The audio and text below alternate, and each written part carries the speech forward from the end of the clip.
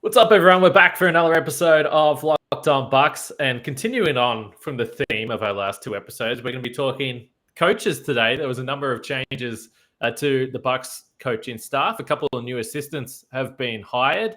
There's been some promotion within the ranks, and Mike Budenholzer, I would say, likes to have some familiarity with the guys that he's got on his staff. So we're going to get into all that, what it means for the Bucks moving forward, and we'll try to stay clear of any Milwaukee Brewers commiserations today.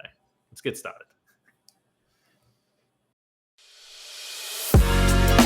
You are Locked On Bucks, your daily Milwaukee Bucks podcast, part of the Locked On Podcast Network, your team every day.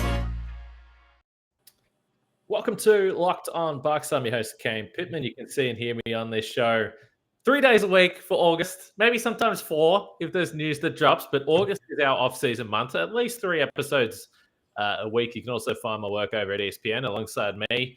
Just wrapped up the off-season with the Technical Foul podcast. Has just walked straight in the door for the studio.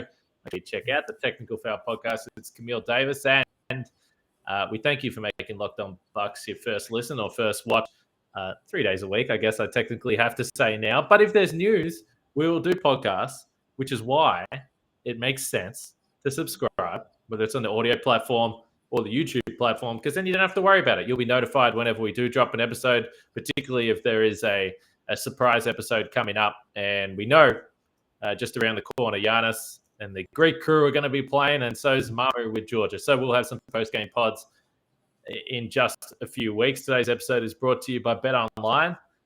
There's more props, odds, and lines than ever before. That's BetOnline, where the game starts. Camille, I was a bit worried. Technically, I did our last podcast with Blaine Mueller, assistant coach of the Bucks, but it was 2 parts. So it was last Thursday. So it's been almost a week since I had to do a Locked On Bucks intro, which is absolutely unheard of. I was feeling a little bit nervous. I got through mostly unscathed.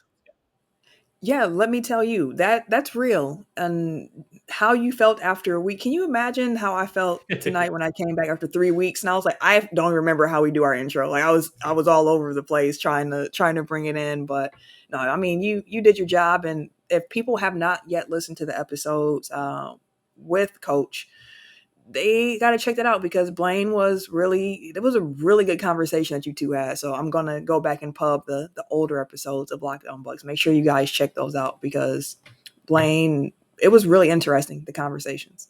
No, he was awesome. 2-part episode. The first part was mostly about his journey to the NBA, which is kind of crazy, the path that he took to now being officially an assistant coach in the NBA. And the second part was more about working with Bud, working with Giannis, PJ Tucker's influence, championship memories, all those types of things, and some Marjon Beauchamp sort of early reaction from him. Blaine worked with the Summer League team in Vegas. So, yeah, good stuff there. And Camille, I just want to say, well, this is the reason why you had off-season with Tech Foul, and I was like, well, I'm not letting you have an off-season. I'm going to keep the reps going once a week to at least keep you a little bit warm in the podcasting game.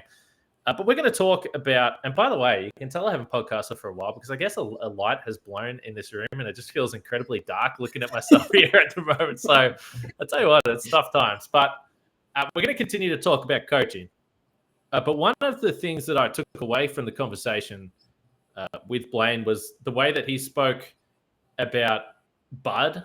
And it's always one of those things. I think having a strong opinion on NBA coaches and who's the best coach, who should be a potential candidate. If going back 12 months ago, the Bucks did decide to move on from Bud, how can I possibly sit here from the outside and know who is a great candidate to come in and coach? I just think it's impossible to know. But hearing Blaine talk about little things like he was the head video coordinator and he'd point out a few things and Bud would just be like, that's cool. You pointed out 2 or 3 things you see. Here's 25 things that I see from that video. And it was a nice reminder of, and once you get to the level of being an NBA coach, we know that sometimes some coaches look a little bit out of their depth. But for Bud to obviously have the record that he's had, I mean, this is a guy that's won 60% of his regular season games from over 700 games now in the NBA. He's obviously won a championship, but multiple 60-win seasons. It was just a reminder that, yes, there has been frustration. There's no doubt about that. And there's a lot of people that want to quickly write him off the second the Bucks lose a game. But it was nice little insight to Bud, and clearly a guy that's had a lot of success. And don't forget, before he coached the Bucks, 17 seasons with the Spurs. I mean, this guy knows a bit about the game. Yeah, and I think it was mentioned too that Bud started as a video coordinator himself. So Right. to think about what he sees in comparison to what Blaine was seeing on the tapes too, that was an interesting parallel to consider. But I definitely agree with your point, and just even hearing how many different pots all the coaches have their hands in. Like, it's not just like, you're doing defense or you're just doing scouting. Like, it feels as all the coaches really do contribute in so many different ways to the team. And I laughed when Blaine was talking about his path to the NBA, which that was fascinating to me. I love hearing like how people got to where they are or the stories behind them. And he mentions like a question that was asked, like, how tall are you? Because, you're going to have to be on the court with some of these guys. And it made, like, I already had respect for Bud. Like, there have definitely been times where as a fan, I've been like, I don't agree with this move, or he should do this. And I mean, I can point back to the most recent playoff series where I wanted more Javon Carter minutes rather than, George Hill at the time. But I mean, that's so much. Like, I don't know. Like, how I don't know. I'm just sitting on my couch with my opinion, and I'm just going off of what I see. But the coaching staff is spending hours and hours and hours dissecting things, going over it, contemplating, changing things around. So it was great to hear like the level of involvement that he's had with the team, as well as hearing like Bud's coaching style and how Bud actually is just as a person, because we only see him as coach. It actually made me cringe a little bit when I was thinking about times on this pod where I've like said, oh, this should be happening or this should be happening. I was like, imagine if Bud listened to this. He would just be like, This guy is the biggest moron I've ever heard in my life. So it's a little bit embarrassing, actually. Thankfully, he would never listen to this, but it's just a nice little reminder about that. So one of the moves, we're going to get through them all, and there's a very well-known name that has joined the assistant coaching ranks. But one of the other moves that was made official today, the Bucks have just sent out a release, is Charles Lee is going to be associate head coach. So, we, I guess, figured that this was going to be the case. Darvin Ham moves on. So this is the interesting thing with the Bucks coaching ranks when you consider Taylor Jenkins a couple of seasons ago, now Darvin Ham. Charles Lee, perhaps disappointingly for him, wasn't able to get that head coaching job. But perhaps for the Bucks, it's fortunate that you've kept one of those really, really experienced head coaches that's worked along Bud for a long time. But this seemed like a no-brainer, but it also seems like maybe 12 months down the road, it might be Charles Lee's time. I guess we certainly hope so.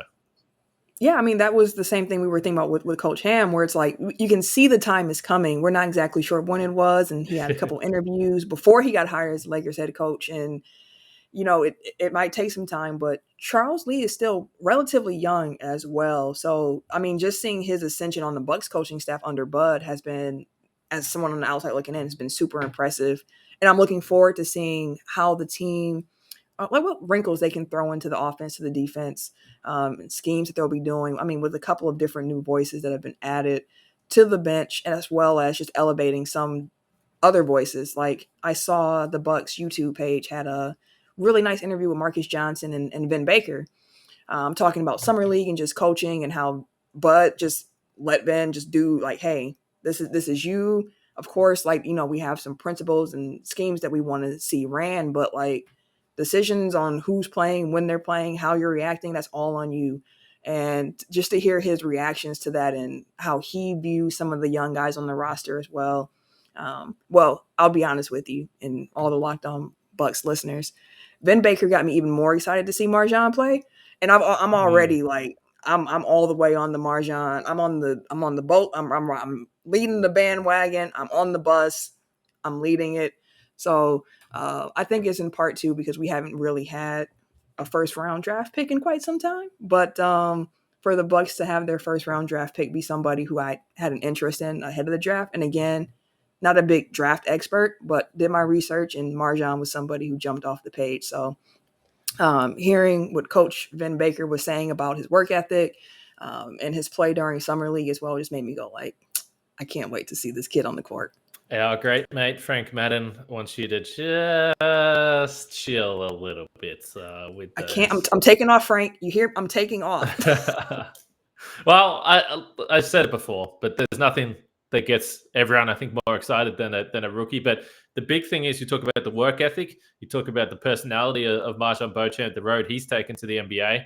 It was same with Blaine. He was very complimentary, and basically everyone that you've heard that's been around him has just said, look, Bucks fans, you're really going to like that guy. You might also like the odds for the Bucks to win the NBA championship at betonline.net, which is the fastest and easiest way to check in on all your betting needs. You can find all your favorite sports and events at the #1 online source for odds, lines, and games. And this was as of the 26th of July, so about a week ago. Honestly, I just don't think enough has changed in the NBA landscape for this to shift too much. But the Bucks were second favorite overall in the NBA to win the championship, 6-1 at betonline.net. Interestingly enough, the Boston Celtics were the favorites at this time. But go to the website and just make sure that hasn't changed a little bit. I wonder if that was that the morning that the Kevin Durant stuff came out, and maybe everyone thought the Celtics were going to get Kevin Durant. But check it out either way. But as expected, the Bucks near the top of the lines there. But there's all sorts of other sports. I see NFL players are starting to show up. Shout out to Aaron Rodgers for showing up. And you can also get Brewers odds as well. So head to BetOnline today or use your mobile device to learn more about the action happening today. That's BetOnline, where the game starts. Camille, just quickly, before we get to more assistant coach hirings and different changes in the coaching ranks, trade deadline, our friends over at Locked On Brewers, which everyone should check out, by the way, I think they did about 3 episodes yesterday as things continued to happen. My timeline has, I would say, there's a few people trying to say that, take the understanding approach of, wow, it's but then there's other people that are just flat out upset. Are you doing okay today, Camille? I'm A-okay. I will not pretend that I am the biggest Brewers fan. I support the Brewers. If I'm cheering for any baseball team, it is going to be the Brewers. I want the Brewers to win. But I don't generally follow baseball very closely until we're getting into like the playoff stretch run. So when I saw they traded Hader, just my first reaction was just shock. I was like, that's an ace. But then I started looking at the numbers and I was like, I could see why. And, his contract's going to be up soon. They have to pay him soon. They're probably not going to pay him. So like the reasoning behind the move, I completely understand. The return they were able to get doesn't seem like it'll help them win now, but maybe down the line. So hopefully those prospects pan out, but I'm doing all right. I do have some friends though who are quite upset that we traded Hader. Like they have like how am I going to tell my kids that we don't have Josh Hader anymore? And I was like, I'm sorry for you and your fan. I like that's tough when your favorite player gets traded. Well, as I mentioned, I'm an Oakland A's fan, so I listen. I can sympathize with anyone. No one gets rid of more very high-level players than the A's. But all right, let's get back to the Bucks. So DeMarre Carroll, I was about to fall asleep last night, laying down in bed, racking my mind, what the heck are we going to talk about on Locked On Bucks? I'd already messaged you, Camille, and said, look, we're podcasting, but I don't know what about. Next thing, the notification comes through, and boy, was I happy to see it. DeMarre Carroll, a familiar face for NBA fans. We see the tweet here. So I think Woj tweeted something about it, but DeMarre did a tweet of his own. He said, I'm excited to be shadowing one of the best coaches in the league. He's been a mentor throughout my career. Thank you, Coach Bud and the Milwaukee Bucks organization for allowing me this assistant coaching opportunity. Let's go Bucks. So DeMarre Carroll jumping on board. He last played in the NBA 2019-20. So basically the pandemic ended season. I did see another tweet from Brian Lewis, who I believe is from the New York Post, but he tweeted something along the lines of, DeMarre was always going to be a coach when he was playing with the Nets under Kenny Atkinson. He was basically a coach on the floor.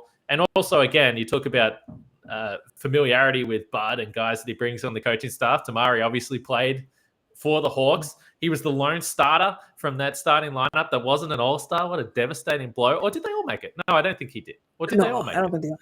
Yeah, I don't think he made it. Yeah, I think the other 4 did. I think, yeah. But I know why I'm confused.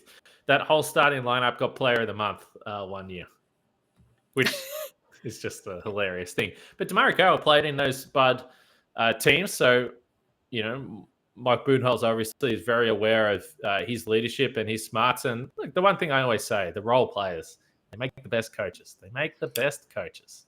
On Technical Foul, my co-host Eric, he said the same thing. We had a conversation about what current NBA players do you see being head coaches eventually? And we were like, Chris Paul, and we were like LeBron. Like, it was a while ago we had this conversation, and he said, I don't feel like superstars tend to translate very well into the coaching ranks, generally because, they're generational talents of some sort, or they see the game in a way that most people don't, and they can't really explain how they see it that way. It's just part of their gift. Whereas a lot of role players, there's a lot of work and a lot of different things you have to put into the game to even be a role player in the NBA, and attention to detail and things of that sort tend to stand out with role players a little bit more than superstars, because that talent gap is there. And I'm not being disparaging to DeMarre Carroll in the least bit, because as you mentioned, he was somebody who I have heard before just saying like he can be a coach. Like, he just has the mindset for it. And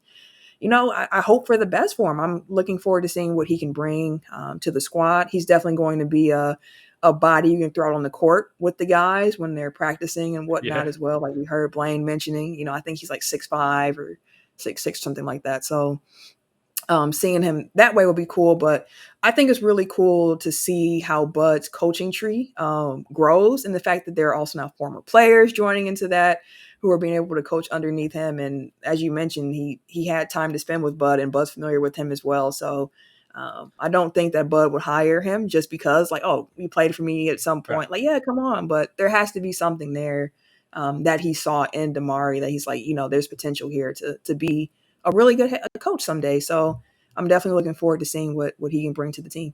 Yeah, and back to the point about superstar players, I think Jason Kidd's a pretty good example. Now, by all accounts, he was a different guy in Dallas in terms of how he communicated with players and sort of, I guess, the understanding he had of 1 through 15 on the roster rather than just one. And that probably wasn't the case early in his career as well. So maybe it just took that little bit longer to have that understanding. But again, the one thing I don't know a lot about DeMarre Carroll. So, and again, I've already said that I think it's really hard to evaluate coaches. But the one thing that we do know is that they're only bringing good people into the Bucks organization. And I think with DeMarre, clearly Bud knows him really well. And not only Bud, some of the other guys in the coaching staff. I know a lot of the Hawks crew have kind of moved on now, but I think it'll be a nice addition. And I mentioned a month or two ago, I was like, maybe Quinn Snyder wants to jump in on the Bucks for a season as a lead assistant or whatever it may be. Now, I think Charles Lee was always going to be that guy, but maybe they wanted someone experienced, because you mentioned age. This is an incredibly young Bucks coaching staff outside of Bud, who has that 2 decades plus of NBA coaching experience. So they've hired, and hopefully I'm saying this right, Vince Lagaza has been brought in as an assistant coach. Now, he spent and wait for the familiarity here. He spent the last 4 seasons in Utah working under Quinn Snyder, someone that Bud knows very well. Before that, he was with the Minnesota Timberwolves, and you'll never guess where he was in the video room before that, the Atlanta Hawks. So he comes in as an assistant coach as well. So again, I have to assume, I don't know this for a fact, but I have to assume this is someone that Bud at least has knowledge of who he is, or certainly, from the connection with Quinn Snyder there in Utah. So again, they're bringing in guys that they obviously know have high character and obviously smarts for the game, and have been through the I don't know if it's okay to say the right path, but have been through a proven path working under coaches that have had real success. So I don't know a lot about this guy. He's only 32, but it is funny to always see the connection always comes back. Yeah, 32. Wow, like wow. He's younger than me as a coach. That's crazy. Yeah, like I don't want to brag, but not quite younger than me.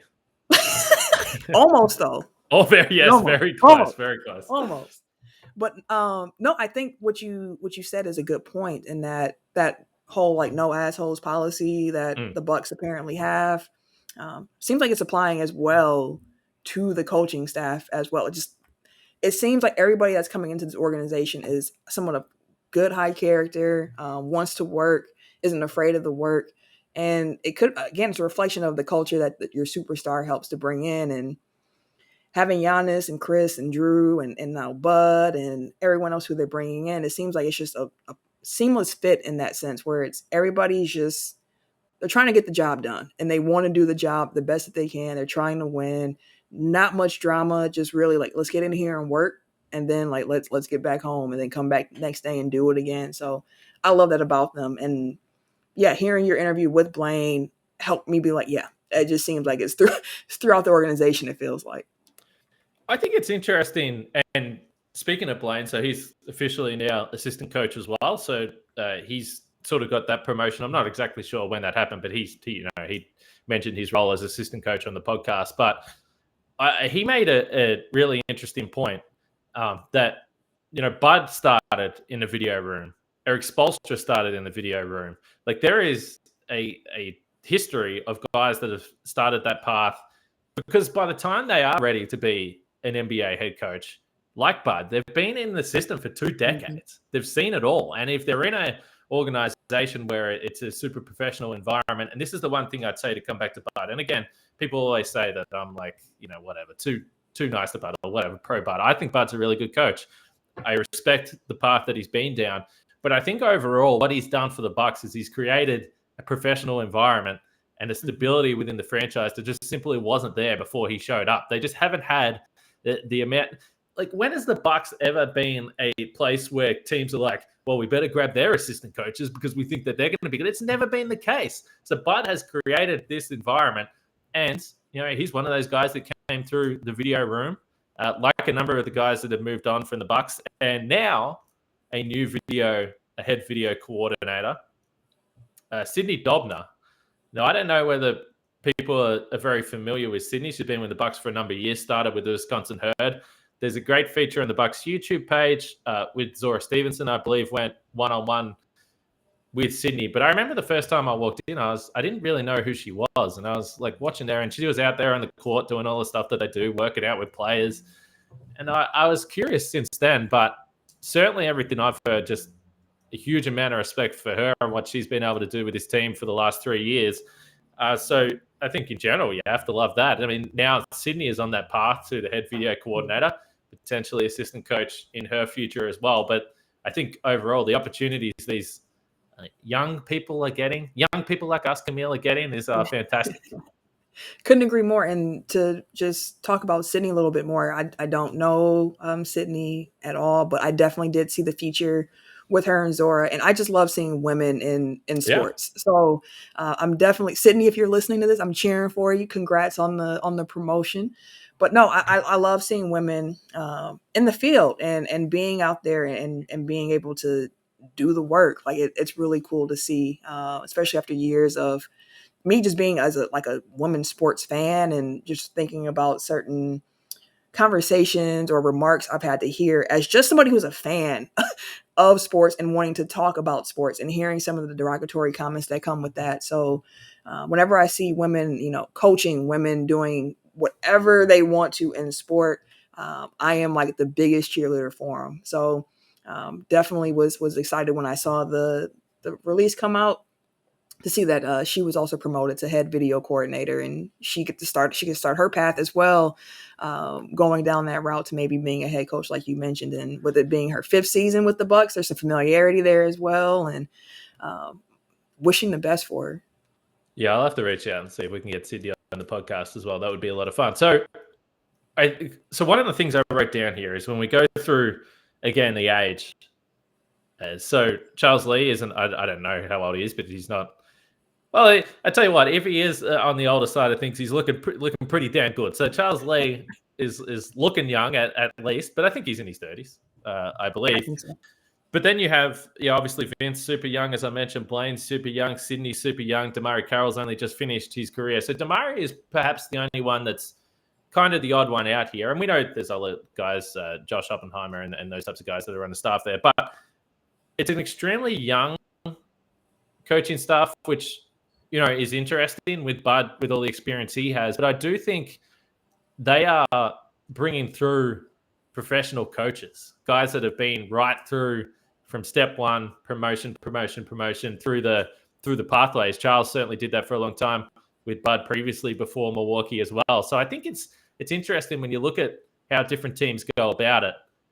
I don't think age matters as much if the experience is there compared to some of these other places that might feel like they need to go and get a Quinn Snyder or a Kenny Atkinson to be on their bench. But then again, I don't know.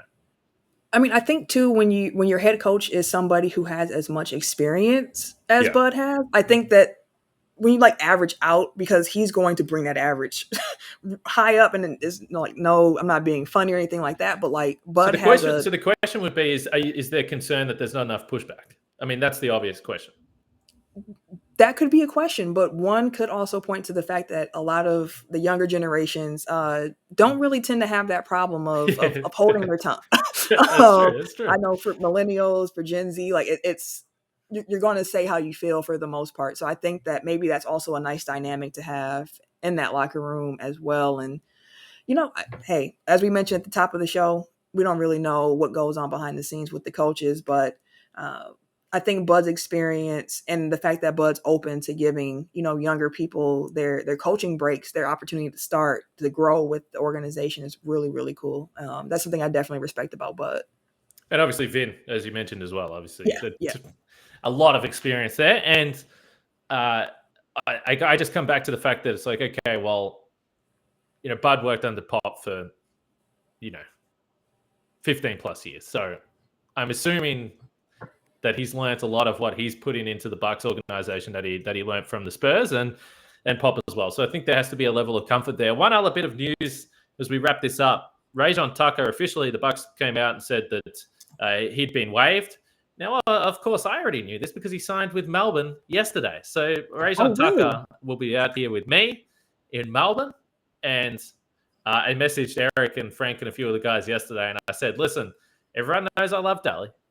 I'm a big Daly guy for sure. Daly obviously just signed with Sacramento Kings. So Rajon Tucker is essentially replacing Daly. And I said, look, no offense to Daly, but I think Rajon Tucker might be a little more entertaining to watch. Yeah, I could definitely see why the argument can be made, unless you judge how much fun you're having by like grit. And then I can see Delly having a case there. And always shout out to Delly because, again, he had the Bradley Center completely lit when he stole that pass or that inbound pass and had that scoop layup to end the quarter during that playoff game against the Celtics. Delly stamped here. One of the all-time memories for Daly. There's no doubt about that. All right, let's wrap this up. For us, 28 minutes is a pretty decent podcast here. We'll be back in a couple of days. I don't know what we're doing the next couple of days. I could be traveling, but like I said, the only way to handle that is subscribe, and then you'll just know straight away as soon as we drop a podcast. So make sure you do that. Camille, do you feel after a little mini off-season, 2 pods in one night, are you just going to collapse in bed? Are you feeling okay? This is gonna sound funny, but I might just play some NBA 2K. I'm jonesing for basketball. I feel like my NBA 2K playing consumption goes up in the off season when I don't have basketball to watch. That's so right. Up until like the Packers really get going, I'll be on NBA 2K. Online, do people like play against you? Like, what do we? Oh yeah. My PSN tag is the same as my Twitter handle. If you ever see me. All right, jump on, go play Camille, lose to Camille. On 2K. I would never dare. Actually, we mentioned on the YouTube comments, like, did people think I would have a chance against you? And 100% of the responses said no way. And they were right for that. By the way, check out the Locked On NBA podcast as well. They're still rolling through the off season. So if you're like me and you're just like, my podcasts they're not doing as many episodes anymore. What do I listen to when I'm doing stuff around the house? Listen to Locked On NBA after Locked On Bucks, and I'll have you covered. And we'll be back later in the week. So take it easy.